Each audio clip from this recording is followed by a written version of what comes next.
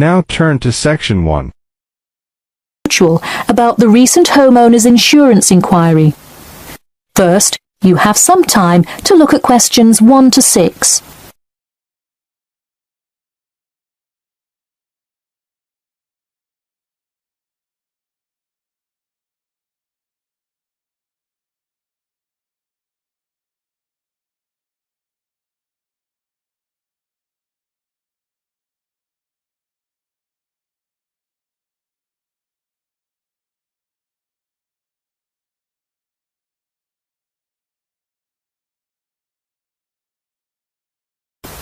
Now we shall begin. You should answer the questions as you listen, because you will not hear the recording a second time. Listen carefully and answer questions 1 to 6. Hello. Yes, I'd like to speak with Janet Evans, please. Speaking. Hi, Miss Evans. This is Jim Rodriguez calling from Farrelly Mutual about your recent homeowner's insurance inquiry.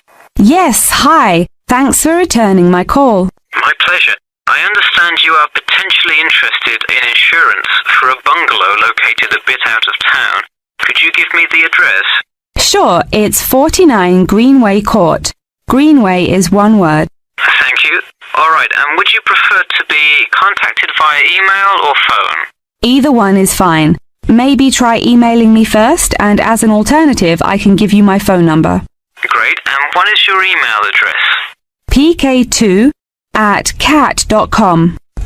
Did you say cat as in the animal? Yes, it is the acronym for the construction company I work for. I'm sure you've seen them around. Yes, I have. And could you give me your primary phone number and the best time to reach you? Sure. The number is 020-4251-9443.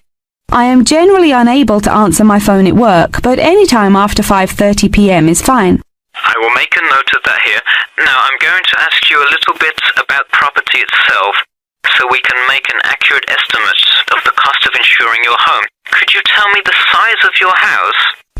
Well, I don't have the exact measurements, but I'm pretty sure it's right around 80 square meters. Should I measure it and call you back later? No, that's completely all right. I'll write 80 square meters for now to get the estimate, and then an agent will come get the exact measurements later on if you decide to purchase our insurance. Okay, great. And what material is your house made of? Like, for example, wood, brick, stucco? It's mainly brick. Great. That will give you a lower rate than most of the materials, since it is so strong. Wonderful. And do you have any sort of home security, Miss Evans? We don't have a fence or anything yet, but we have an alarm system that we use regularly. Good. Before you hear the rest of the conversation, you have some time to look at questions 7 to 10.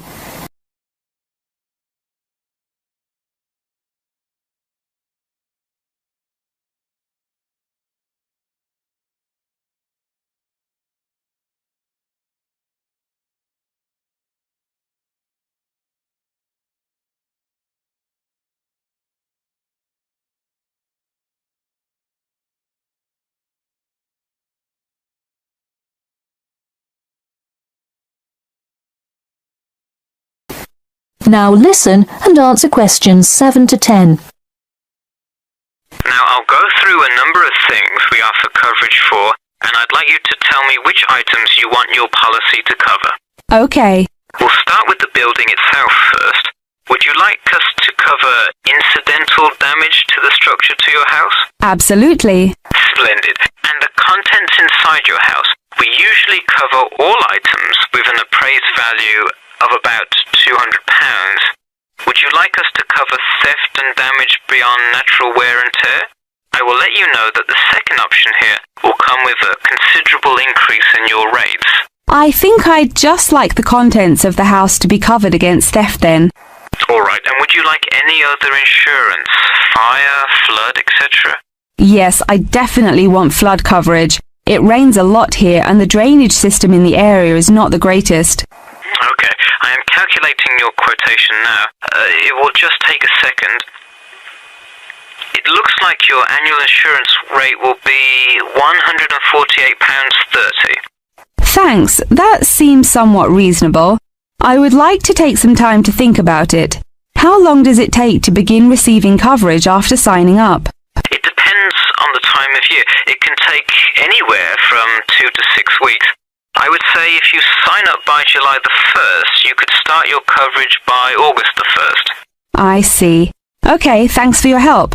Should I call you back at this number when I have made my decision? Yes, please, and so that we can look up your account faster, I'll give you a reference number that you should provide when calling. Ready? Yep, It's TR278Q. got it. Thanks. Thank you, and have a nice day. That is the end of section 1. You now have half a minute to check your answers.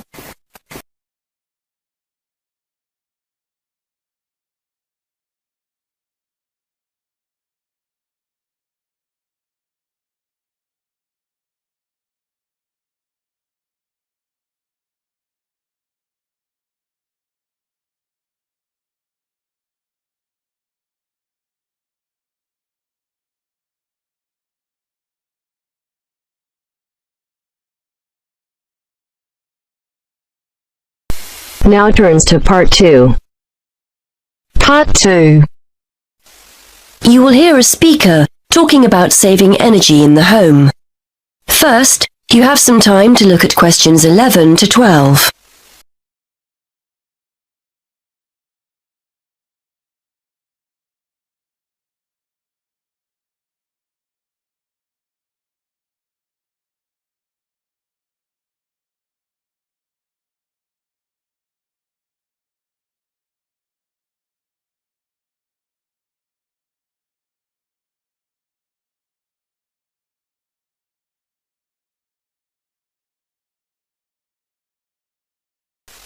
Now listen and answer questions 11 to 12.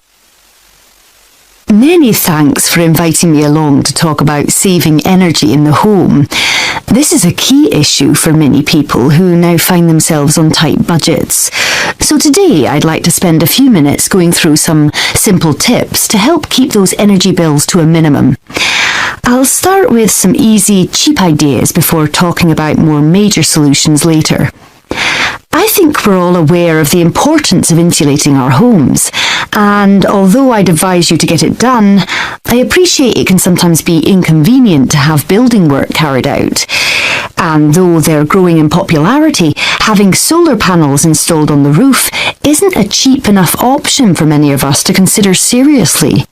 So what other steps can we take?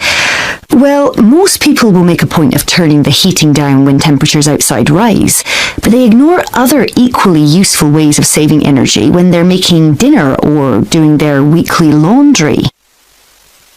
Before you hear the rest of the talk, you have some time to look at questions 13 to 20.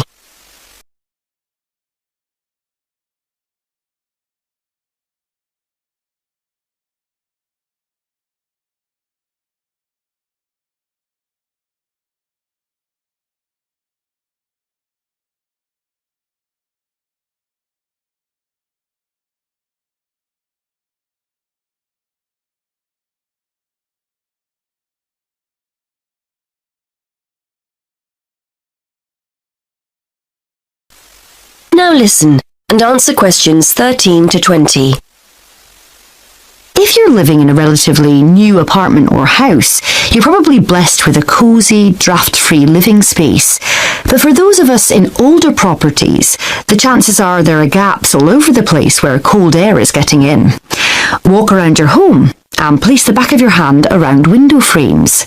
Can you feel cold air coming in from outside? Get down on your knees at the doors. Is there a draft at floor level? Fix these drafts with some cheap draft excluders and savings in heating bills will begin straight away. And are you using the latest energy-saving light bulbs? I'm not recommending you go around your entire property throwing out older ones and replacing them all immediately. But next time a bulb goes, make sure you buy an energy-efficient alternative. And what about heating? If you have radiators in every room, do you need them all switched on throughout the day? If they're on timers, set them efficiently. Then there's a laptop or your TV. Do you leave them switched on overnight or on standby? Don't waste money. turn them off.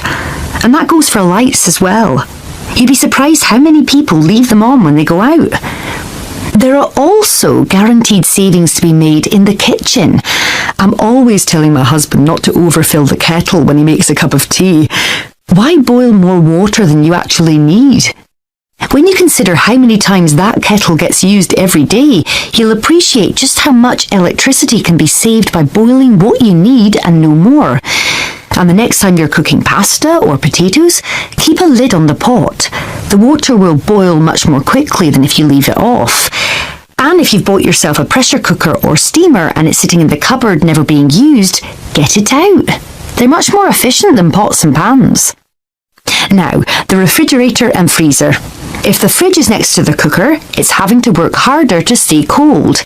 But as I'm giving cheap, easy solutions here, a kitchen redesign might be out of the question. Still, there are other energy-saving steps you can take. Keep an eye on the temperature control. We often forget to turn it down in the colder winter months when a high setting is unnecessary. Also, remember to defrost the freezer frequently and try not to overfill it, as this isn't the most efficient way of using it. The washing machine is another potential money saver. A lot of people wash at 40 degrees Celsius, but it's often okay to drop the temperature down to 30 degrees Celsius with similar results. And remember to either wash full loads or select the half load program. Again, a surprising number of people forget to do this. And is it really necessary to dry your clothes in a tumble dryer? If you have a garden or a yard, hang them outside. Or if you're drying them inside, get yourself a cheap clothes rail rather than hanging things over radiators, which robs you of valuable heat. Now, let's turn to some of the help our local council is offering to householders to save energy. That is the end of part 2. You now have half a minute to check your answers.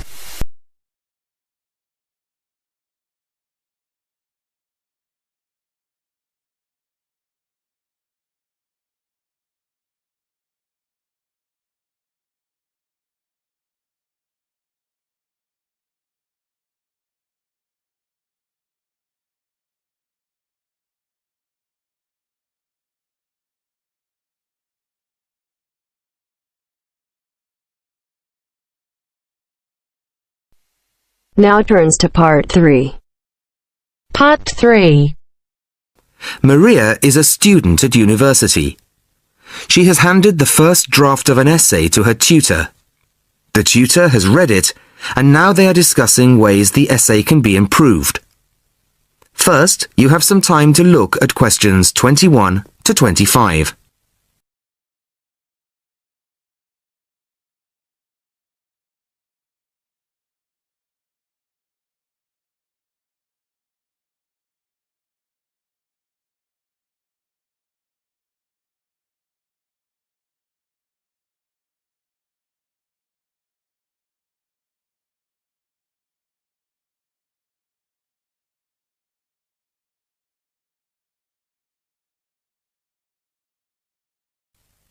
Listen carefully to the first part of the conversation and answer questions 21 to 25. Well, Maria, I have to say I was quite impressed by your essay. It's a big improvement on the last one. Really? I'm glad. I put a lot more work into this one. I really spent ages on it. And it shows. You've addressed most of the problems I pointed out last time. In particular, the style and language are much more appropriate for an academic essay. So that aspect is okay? Absolutely. If you carry on like this, you shouldn't have any significant problems in that department. That's a relief. I've been quite worried about that, although I've been reading a lot of other essays to try to get the right style. Well, I'd say you've been successful. There are just one or two minor things you could look at. Your punctuation's quite basic.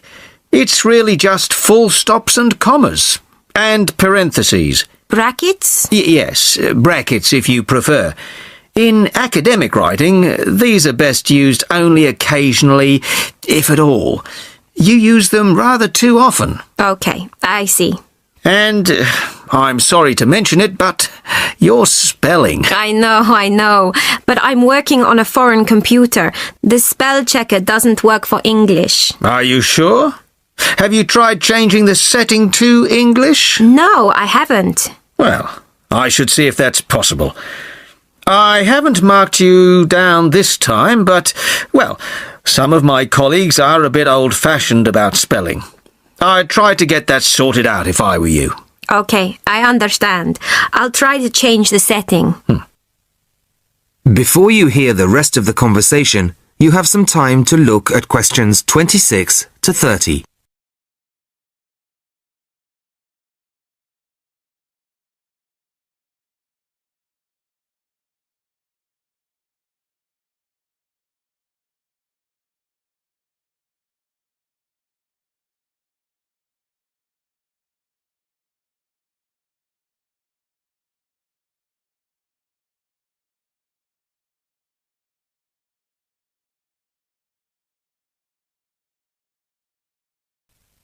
Now listen and answer questions 26 to 30. The only major problem I have with the content of your essay is the introduction. The introduction should, well, introduce the theme of the essay. You've put some of the most important points there. For example, this bit. The statistics about the growth of railways in the 1850s. That really should go in the main body of the essay. And so should this paragraph about changes in patterns of employment. In general, I'd say your introductory section should be no more than half as long as it is at the moment. Okay. And I should move those points forward? Precisely. And going back to the railways, they're one of the most significant factors for change in this period. But apart from those statistics in the introduction, you only briefly mention them. I'd like to see a lot more on that, and the influence the expansion of the railways had on patterns of social and economic behaviour. You mean how with the railways people could travel to find work and could meet people from other areas? Exactly.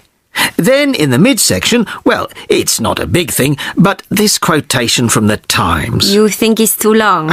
Well, you said it. I couldn't think of a way to shorten it. Do you think it's really necessary? You mean I could just get rid of it? Yes. You've already made the point and backed it up with other evidence. The quotation's redundant, really. Okay, well, that'll be easy. There were various other minor points, which I've noted in the margins. You can look at those later. But moving forward to the end here, I wasn't quite sure what this meant. The final paragraph? Yes. Are you saying that, on the whole, the changes of the mid-19th century tended to improve the lives of ordinary people or not? It's not very clear. It's not? No, it isn't. I'd add a few lines clarifying your position. Okay. When do you want the final draft? No, the end of term will be fine. But there was just one other thing, the bibliography. Did you really read all these books? No. Just the books you actually consulted will be fine. You don't need to include everything ever published on the subject. Right, okay. Thanks. Bye. Goodbye. That is the end of part 3. You now have half a minute to check your answers.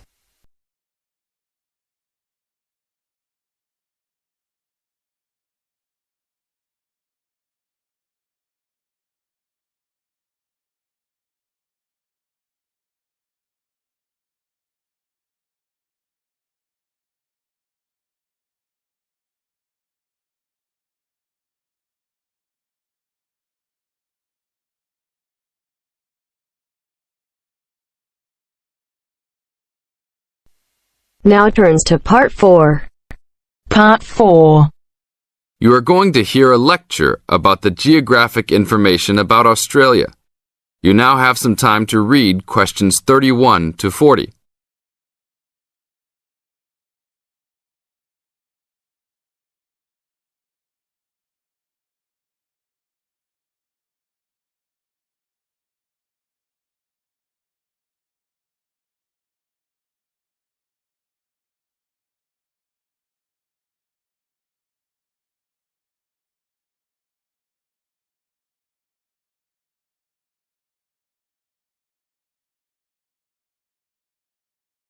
Now listen to the lecture and answer questions 31 to 40 by choosing the best answers from the choices. Good morning, everybody. We'll continue to look at Australia, and today look at one of its greatest natural challenges, water for the agricultural sector. As the only nation to occupy an entire continent, Australia has a unique environment, with much of it very flat and dry. One notable feature of the Australian continent is that it is the lowest of the continents. The average elevation is less than 300 metres, compared with the world's mean of 700 metres, and its highest mountain is only 2,228 metres, so it is overall a very flat country. It is also dry.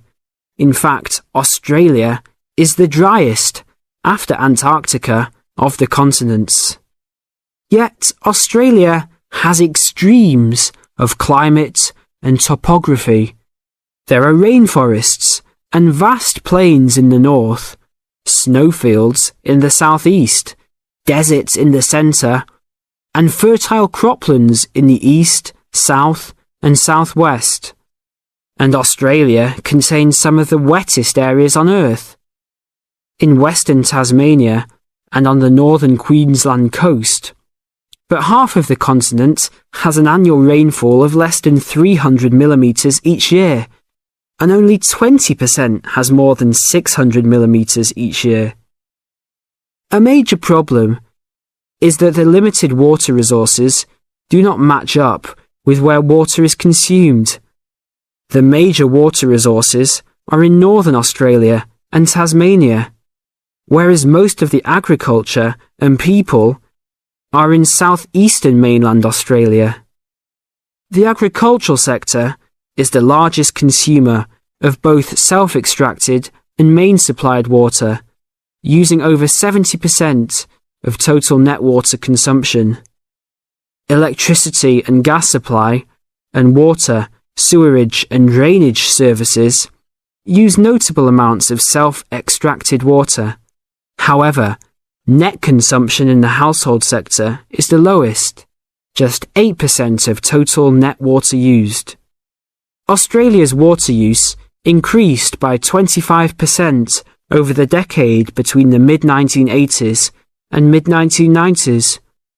Much of this increase was due to irrigated agriculture, which, as noted earlier, accounts for over 70% of national water demand. Since the mid-1990s, the growth and profitability of irrigated agriculture has outstripped the dryland agriculture sector. Irrigated commodities contributed almost a third of total farm exports in the mid-1990s.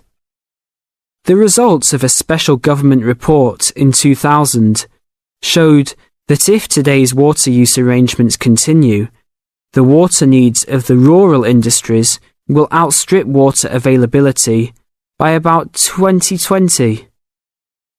Irrigated agriculture, Australia's major water-using sector, would be seriously affected by the shortfall. And although groundwater underlies large areas of Australia, it accounts for only 4% of water use. So, clearly, apart from water for households, which mainly comes from dams or rivers, it is the rural sector where efforts towards water conservation are particularly directed. In this sector, the largest consumers of water are the meat and wool industries. One of the major problems in considering sustainable agriculture is the large amounts of irrigated water used to produce these products. Some of the crops, such as wheat, maize, and soybeans, also use a lot of water. Furthermore, many crops are grown in dry areas, where up to half the available water evaporates from the soil surface or seeps down too low into the ground for the plant roots to reach it. Well, that's all we have time for this morning. You will be able to do further study on this topic in the library, and I have a handout here with references for those who want to come out to the front to collect it. Next week, we'll look at outback farming and... That is the end of part 4. You now have half a minute to check your answers.